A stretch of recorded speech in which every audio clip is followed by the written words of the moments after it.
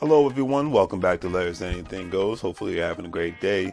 If you've been watching Larry's Anything Goes programming, you know that we are not only providing great financial intelligence content as much as possible by interviewing other financial professionals, professionals in the travel industry, real estate industry, etc., and so forth, but we provide various services when it comes to specific products that we sell, from anything that you would actually find on Amazon or actually at Walmart, etc., and so forth. And we are actually providing specific products due to today's current crisis and whatnot to ensure that we provide the right services and products that you need at a reasonable price when it comes to medical face masks, when it comes to hand sanitizer, and when it comes to latex gloves and things of that nature, and etc., and so forth, toilet paper, paper towels. But we have what you need. Also, family, don't forget that Larry's Anything Goes is a part of an affiliate marketing network known as Gold Standard Partners, where you have the opportunity to buy cryptocurrency and allow others to invest with you as becoming an affiliate marketing partner. And obviously, if they purchase a package with the program, you're able to make money off their package purchases and make money off of their crypto purchases and things of that nature. If you want to join, please follow the links in the description, and I'll give you a call as soon as you sign up and purchase a package, and we'll go from there. But definitely, it's all about the best way to make money moves is to have currency with one another and to ensure that currency is always being spoken of on all levels, so it benefits everyone and not just one specific person. That's a lot of things that people forget about. So think about joining the program, and we'll be able to go from there. But if not, either way, it's always appreciated. And thank you for watching. And hopefully you guys have a great day and continuously make money moves so you don't live broke like a fool. Take care. As you can see, with our various products, we have our financial apparel. As you see, wearing There's Anything Goes t-shirt, financial intelligence is sexy, face masks, latex gloves, things of that nature, to obviously ensure the safety of you and your family all at the same time.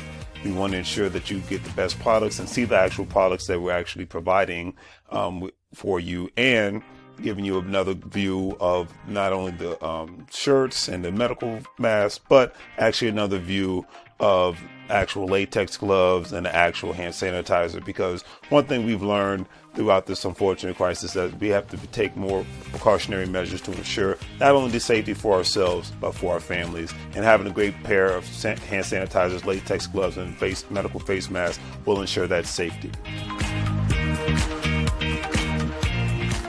And with all that being said, hopefully you guys will check out our online store. We have the various products that you see here. With a couple of clicks, especially if you're paying via PayPal, it makes life that much easier for you to purchase our various products, especially during this unfortunate situation. You see the apparel from Larry's Anything Goes. We have the medical products when it comes to hand sanitizer, latex gloves, medical face masks, things of that nature, and various other products. So please check out Larry's Anything Goes. Support small local businesses. We greatly appreciate it, and hopefully that you have a good day.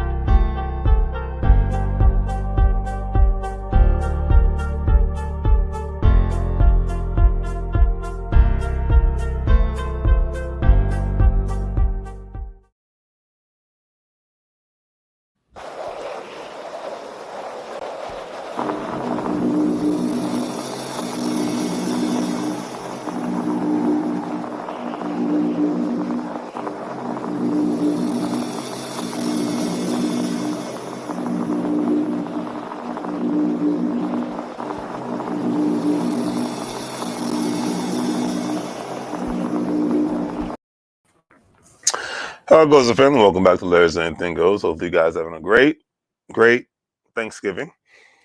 Um, like I said, for me, I'm just thankful to be alive. For the most part, healthy. Even though my allergies want to act up on me, but I'm good, and hopefully, you guys are good. Let me know what is your favorite meal or part of Thanksgiving Thanksgiving meal. What are you thankful for? Those are the main two things today. Gratitude and being thankful. Regardless of anything else, that is the number one thing that's on the agenda, and I leave it at that. Now, I know today is the kind of day where people want to kick back and relax, and a lot of people are cooking. Some people even order food in, depending on what places may be open. But a lot of people are cooking. A lot of banter is going to be talked around the table. A lot of families don't even sit at the dinner table anymore. A lot of people have moved away from that. Yeah, that used to be just a regular tradition around the world, in society around the world. I think in a lot of other countries, it's very traditional for families to eat at least dinner together. I'm not going to say specifically breakfast and lunch, but definitely specifically dinner together. That is very normal. To end the day off with family time and family discussion and all that great stuff. That was a very, very normal thing. Heck, at one time in America and even other parts of the world, it was normal to be dressed up, wearing slacks, wearing a dress, collar shirt, at dinner time, because it was a thing of, just to be classy. I guess that's the best way to look at it. But I'm making this live tonight because I'm getting down to the meat and potatoes of it all because I'm getting ready to eat my dinner. I'm hungry, as they say in Spanish, tengo hambre. I'm hungry. But anyways, I'm a big proponent of family. I'm not anti-family on any level, but probably my biggest pet peeve with a lot of families nowadays in America, I can't speak for the rest of the world, is that they still think that everybody should be in a competition with one another, and people should not be operating as a corporation. Okay, because regardless whether you love it or hate it, if you live in the United States of America, which is a great country to live in, you are living in a capitalistic country, and it feeds itself on exchange of goods and services and money, commerce, capital, etc., and so forth. I don't care if you're a Democrat or Republican. I don't care what your religious beliefs are or non-beliefs are.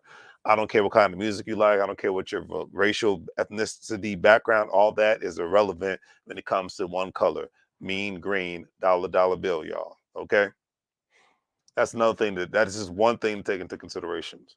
But since families don't get together as often as they should, that's one thing I give people who do immigrate to the United States of America. They have a better sense, especially people from third world countries. They have a better sense of family when it comes to not only just loving each other, looking out for each other, and having the same last name, but when it comes to um, getting things done from a business and economic standpoint, owning businesses, buying real estate together, supporting each other via various services of life insurance policies, um, different retirement plans or investment plans, working together as a unit instead of working against each other. The best way for any system to control people is to ensure that they're always working against people. The best way for a system to still work and for people to still contribute to it, but people to work together and the system can still work because it happens all the time. It's very normal, especially in a lot of immigrant households, for people to own 5 to 10 different properties in the same different family member's name. They're hustling for their last name, and they're not hustling for their first name, as Dame Dash says. I love that mantra. And I have to give credit where credit is due, where families that do that. I've seen it on various different occasions with people that maybe come from the Middle East, might come from Africa, might come from Central South America, the Caribbean, Asia as a whole. They will own hotels together. They will own restaurants together. They will own multiple different companies, buy into different franchises, commercial real estate. It's 10 incomes is better than one income. I love that saying, and I see it implemented on a regular basis. That's why I always say you got people in the United States of America who can't even vote in an election, but they own more real estate and more businesses than your average everyday Joe Schmo 9 to 5 working that can vote American. But a lot of times people don't like to have that discussion. Families should equal corporations because whether you believe it or not, If you're not operating as a corporation, you're darn sure feeding into various corporations and various governments. And a lot of people don't want to hear that discussion. And I'm going to be quite honest. I don't watch sports. I could care less about who's playing football right now, who was playing in the football game. That is really, really irrelevant to me right now because the only team I care for is Team Patterson. Okay, not the Washington Commanders or Redskins as it used to be, Dallas Cowboys, Pittsburgh Steelers, Philadelphia Eagles. All those teams are irrelevant to me because they do nothing for me. They don't contribute to my life economically. They don't entertain me. Don't care. As they say in Spanish, no importa. I don't care. Straight up and down. All right. And I have to just put that out there because I see so many families winning. And the main reason why I'm going live tonight, like I said, I'm not going to be on too long because I got to get to my dinner. But the main reason why I'm talking about this is because have some sort of kind of discussion around the family table at dinner tonight when you are having Thanksgiving. Yes, talk about the things that are happening, current events, great. If you want to talk about your favorite team, great. But then see if you can implement the subject matters of investing in business, streams of income. How can you as a family get that together? The first time I had the pleasure of seeing this was at a baby shower. And nowadays it's everybody comes to the baby showers. It used to be back in the day where it was just all the women doing their own thing, but now everybody they make it a whole family affair. All the men are there as well. And I remember hearing 3 to 4 different discussions of because the men were bored, that made sense. I was bored out of my mind. And the women were having a great time. It is what it is. But I ran into 2 men who actually own a bunch of bodegas between Connecticut, New York, and New Jersey. If you don't know what a bodega is, it's basically a family-owned convenience store. And they were talking about how they could borrow against their businesses and whatnot, and possibly own a gas station franchise with one another. Now, these guys were brothers. These guys were cousins, but they were in-laws, but they were all under the family umbrella, one way or the other.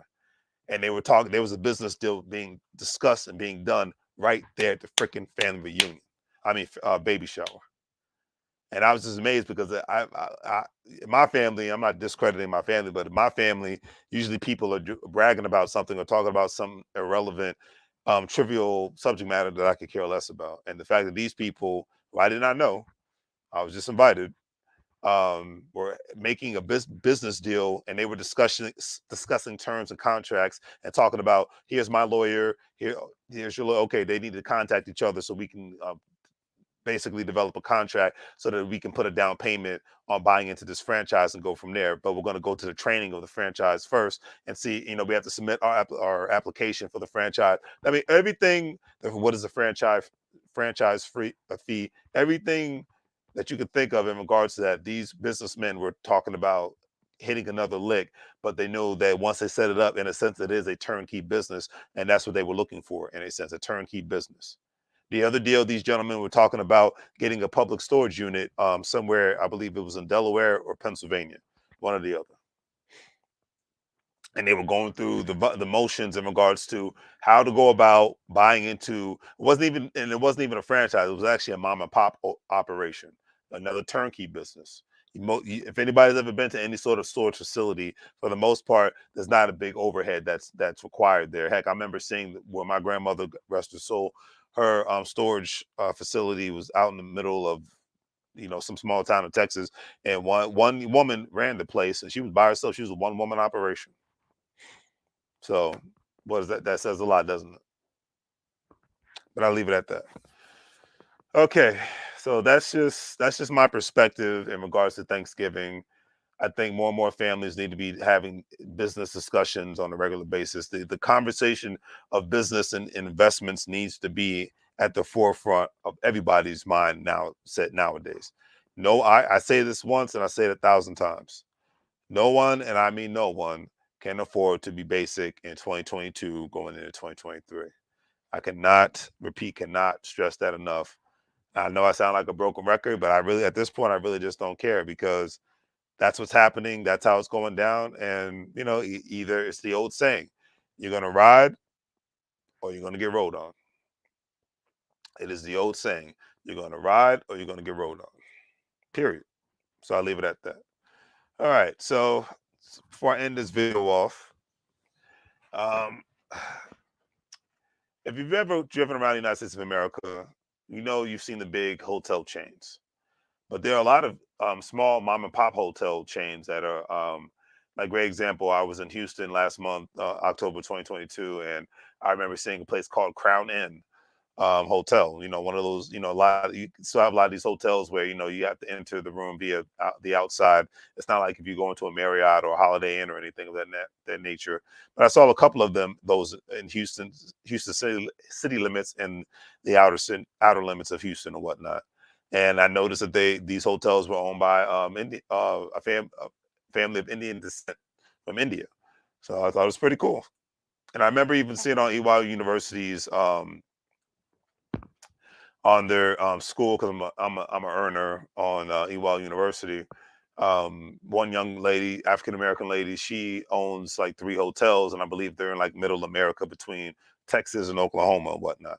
Because a lot of times you can buy into these franchises. I remember when I was looking into um, possibly opening up a 7-Eleven franchise, and one gentleman was like, "Yeah, there's actually certain areas of the country where you can actually become a franchisee." This was 7-Eleven. This was back in 2018 before the pandemic. He says, and you'll actually be able to get it for free. You just have to move to that location. He was telling me upstate New York, parts of Ohio, these cold, desolate places where most times people don't want to live. But you can get the store for free. You just have to go through the training and, own it for a certain amount of time. I thought that was pretty cool. I really did. But this article talks about five these family owned 5-star hotels are in their fifth generation of owning hotels. Fifth generation. All right. So their children, quote unquote, born with the silver spoon because other previous generations worked hard to be able to pass something down. I'm not mad at that. I'm really not, because the next generation is supposed to have it a little easier because of the first generation paved the way in a sense from economic standpoint. I know parents want to say, "I want to give my kids memories." Yeah, great, give them memories and give them checks all at the same time. But that's just my personal opinion. Um, and the thing is, these families, they own hotels, and it could be in Switzerland. They have them in Switzerland because hotels is not just an American thing; they're all over the world. Even in quote unquote third world countries, you'll find hotels. You know what I mean? So from various different name brands. Um, but it said in the article, and I quote, "It took 2.5 years to build Hotel Waldhaus Sils Maria, a fortress-like beauty born in 1908 on a hilltop in the Swiss Alps. And while much has changed, the fifth generation leaves more than enough room for nostalgia. Modern rooms are available, of course, but selected rooms have been restored to match the hotel's original century-old furnishings, insofar as period bathrooms, because obviously they've had these hotels since 1908. So even back then, a lot of places, I don't think indoor plumbing existed back then. It was outhouses. Not quite stuck in the past, the latest debut saw the nearly $10 million construction of a 3-floor spa by Suzanne Kaufman, who, interestingly enough, is the fifth generation proprietor of Hotel Post Bazou in the Austrian Alps. Fifth generation. And I don't need to really go into any more depth in that regards. I'm just saying fifth generation. I guarantee that these families have beginning of time since in the hotel industry, they have on just during Thanksgiving business and economic conversations because it's part of your everyday life. And that's the thing about one thing, and I'm not knocking my sports fans, so don't take this as me knocking, but to be a knowledgeable person in sports, you have to really do some homework and research. Okay, you can't just watch the game. You have to really follow the players, follow the teams, follow the coaches, follow the players before they even get to the. I'll just use football for example. Follow them before they even get to the NFL. It takes a lot of time and research to really know a lot of this information. That's why I can't never fake being a football fan, because people will find me out. They'll start talking, and I'll be like, "Yeah, all I know is the team names. I might know a player or two, and that's that." I'm not going to go in depth and talk about where the player came from, if they're part of the NFC East or all this other stuff. I don't know that information. And for me, it's useless information. I don't care. I'm not mad at people that do know that information. For me, it doesn't do anything. But to own the fifth generation of $1 million hotels and whatnot, it takes that same kind of dedication, a lot more, but that same kind of dedication in regards to knowing, having right access to capital, ensuring that you have the right staff on par, making sure that you're increasing your ensuring that you're increasing the rates on from a reasonable level in regards to the hotel rate, so that you can continuously have more and more customers come in, not having long vacancies, so that your rooms aren't going without, ensuring that you have right contractors in place so that your hotel stays up to par and whatnot. That's just something to think about. It really is. I really can't put it any other way. It's really something to think about. And those are the conversations, like I said, what the conversations that you have, the information that you feed yourself matters. And a lot of times people don't want to have that conversation, because I get it. I have my mind, the time in my head where I want to turn my brain off, and I don't want to think about anything. We all have that. We're all guilty of it. I get it. That's just, it's a normal thing. You can't be on par and on guard all the time. You got to be able to give yourself a moment to relax yourself, relax your brain, and all that great stuff. You need that. I'm not knocking that whatsoever. But um, at the end of the day, having these economic conversations will help push you further. All this, I mean, you got to think of life like a study group. If anybody's ever been in not even just college, but in any class, it's like the teachers prepare people up because they want you to have be able to be familiar with dealing how to deal with other people who think differently, who don't look like you, and how to be able to accept other people's perspectives, not just think that you're right all the time, because that's the one thing that a lot of people are guilty of. And then another thing is, it's like, but those study groups or those project groups say, hey, this is we came to these different conclusions, and the work is better because you had various different mindsets involved in the game. Well, that's how I look at life at the end of the day. You're supposed to be surrounded by study groups, project groups. You guys are supposed to get together and work in order for you to progress and move forward. All right. And that's one thing I can say, that the education system tries to do a great thing. I'm not going to say that they 100% do a great job, but they try to do a great job in regards to getting kids and adults to work together on projects, and to show that their work, and to show their part within the project and whatnot. Because the funny thing is, I remember learning this back in 2017, 2016, that even with a lot of online school universities, my coworker, he had teammates who lived in other countries, so the time change, the time was off and whatnot, and the responses was off in regards to responding in the study group on the school's website, emailing each other, et cetera, and so forth. Calling each other, but that's just teamwork makes the dream work. I could not agree with that statement more. And that's how our family should be operating. Teamwork makes the dream work.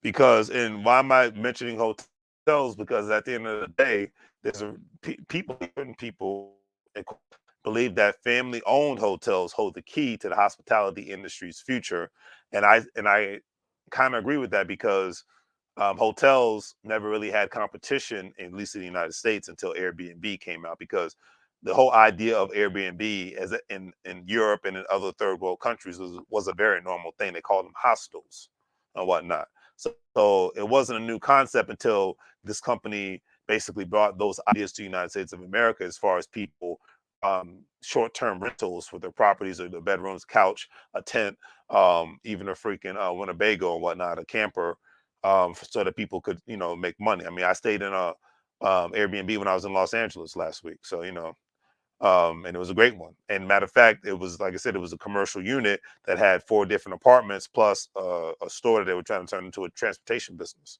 So it's interesting. It's owned by an East African family. I believe they're from Eritrea, so not Ethiopia, but Eritrea, right next door. But anyways, they say running hotels very much like running a family. Every day there will be something new. Perhaps today the internet is down. Tomorrow you're awarded some prestigious award. Next week an unexpected family member is arriving where the hotel is full. Or one day the police are at the door to speak to one of the family members. Could I do that statement more? Good or bad, one cannot deny that the industry keeps you on your toes. And if hospitality runs in your blood, excitement abounds. Um, And I think it's like, to me, it's like you really should not be in the hospitality industry if you don't have the right personality for it. And like me, I'm a decent guy, but I'm really introvert. So like me trying to do the hospitality industry, that really would not work for me. I already know that. I worked in retail, didn't like it. Worked in fast food, didn't like it. And even if it paid, I know I would not have been successful because having to deal, like, that's why I love technology. Having to deal directly with customers on face-to-face basis, I'm good. Like when people come to my online store, that's not really dealing with customers face to face. It's dealing with people online. That's my bag. That's my thing. So I'm not mad at that. Look, okay. But anyways, I do believe that smaller establishments, um, as the article says, has the agility needed to adapt quickly to keep on top of evolving value systems and changing guest expectations, the ability to nurture personal relationships and create a certain uh, tactility around experiences that they offer guests. Now, I've been to a lot of great hotels. Um, that are, as far as I've been to mom and pop hotels that are decent, and I've been to the bigger hotels that are decent. But if you're a person who's a frequent traveler, just like I am, and you go to a mom and pop hotel regularly, then you will get to know the staff, and then you might even get some perks, and benefits, and things of that nature. Just a great example. I go to black owned. It's called Postnet. It's basically a delivery service company, and he gave me percentages off because I always take my business to him. I had to sell mail off some paperwork because I'm closing on selling this one property from my tax sale. And because his name's Mr. Raleigh, he knows me, been doing business with him for years. He's like, hey, I'm going to give you a discount based on these reasons. And it's the same thing with a hotel. It's like that can happen at the same time. You never know. You might get extra comforters. You might get extra bed. Maybe they'll give you a voucher for a free room because they know you. It's like, hey, Jim's been coming here, and Jim and his family have been giving us great business, so we're going to give them a discount, maybe even a voucher for a free room or something to that effect. Um, it's just something to think about. I remember when I first went to what was it? I stayed at a hotel. It was a crappy hotel called the Sleep Inn in Phoenix, Arizona. But I remember that they gave me two free vouchers for free dinner at a hotel across the street. So I was happy. I was like, even though the hotel semi sucked and whatnot, I never stayed there again. But the fact that they did that, wanted me to give them a good review. So it's just something to think about. You know what I mean? But at the end of the day, that's really all I have because I'm about to get to my dinner. But I really just wanted to give perspectives in regards to the benefits of family business, one, but two, the benefits of actually thinking outside the box, and wanting to the benefits of looking at your family and other family members within your family, as far as cousins, um, brothers, sisters, not just your immediate family. Start looking at everything as a business and a corporation. You live in a capitalistic society. Don't play yourself. Okay, you live in a capitalistic society. Do not play yourself. Or as one of my favorite wrestlers was back in the day would say, Booker T. Don't hate the player. Don't hate the player. Hate the game. Hate the game.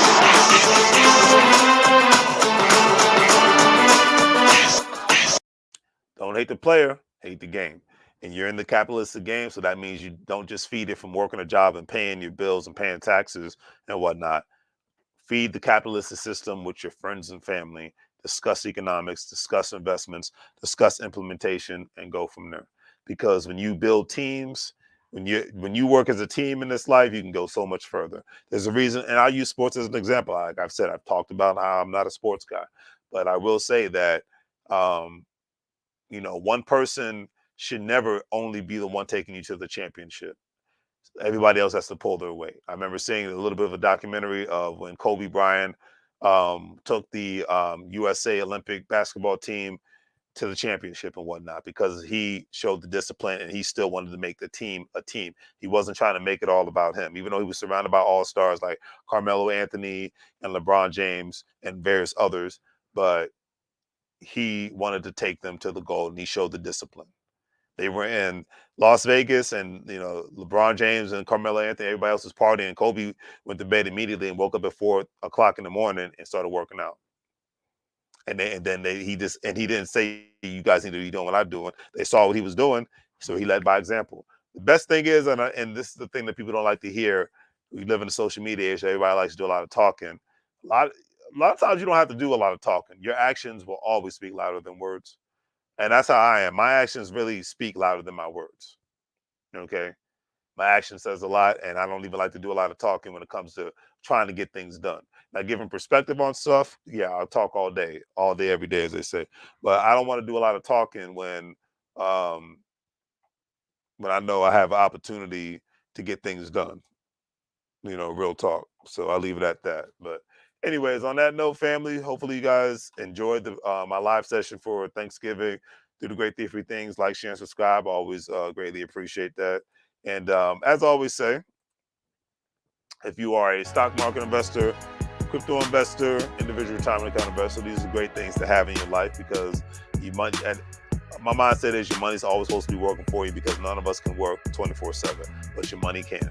That's how I look at money. The ways to survive off of it, save it, and put it to work. Those three things. Okay, so learn how to put your money to work. Sign up with acorncrypto.com, Stash, WEBULL, all those platforms, Coinbase. With those platforms, you'll be able to make some money once you sign up. Also, with WEBULL, you'll be able to get up to 14 stocks. So get your free 14 stocks once you put a penny in the account and go from there. It's like, November's over. We got one more month left in 2023. Guys, start thinking about how you're going to make money moves, family. But on that note, let me know how you guys are enjoying your Thanksgiving. And please, in the comment section, let me know whether you're watching this live, or you're watching this afterwards, recorded. Let me know what you're thankful for. Because I'll just tell you what I'm thankful for. I'm thankful to be alive. That's my mindset right now. So on that note, I'm out. Take care and keep doing what you do, family.